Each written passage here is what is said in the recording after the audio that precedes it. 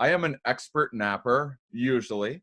And one of the things that's made me really great at napping is kind of combining mindfulness practices with things that I've learned about meditation and even psychedelic experiences, which is setting an intention for myself is really, really important. If I go down and I just say, I'm going to close my eyes, and if I fall asleep, that's great. And if I don't fall asleep, I'm still getting some rest. So lowering the bar of expectations, that leads to less of like, oh, I'm not falling asleep. When am I going to fall asleep? It reduces stress, right? It reduces stress quite a bit, lowering those expectations, being okay with the unknown of whether I'm actually going to fall asleep or not, and committing to keeping my eyes closed is at least a bit more rest than eyes open, tossing and turning.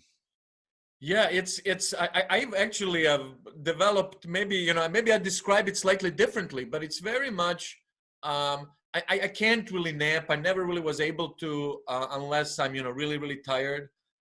Even though as years go by, that's getting a little easier. Yeah. But yeah, there's kind of this pressure. I'm tired, I want to sleep. And then when that's kind of not working out, then you either get frustrated or you may not give yourself a further chance. Mm-hmm. These are actually first steps of what's called psychophysiological or learned insomnia, right?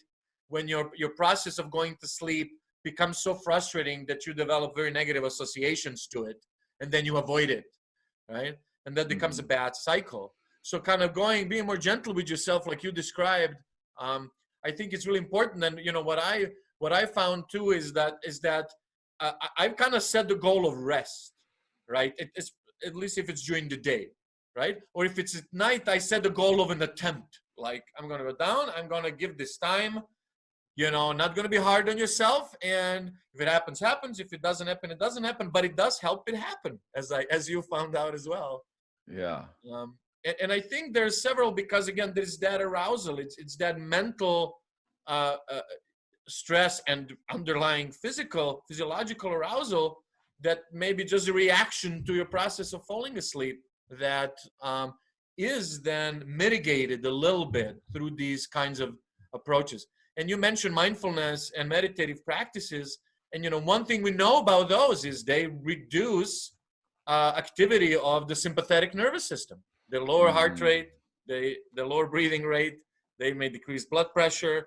And those are all those things that you do need and want before drifting off to sleep. And they also remove you from all that chatter regarding 401k and what a kid's taking or now not taking to school to eat tomorrow.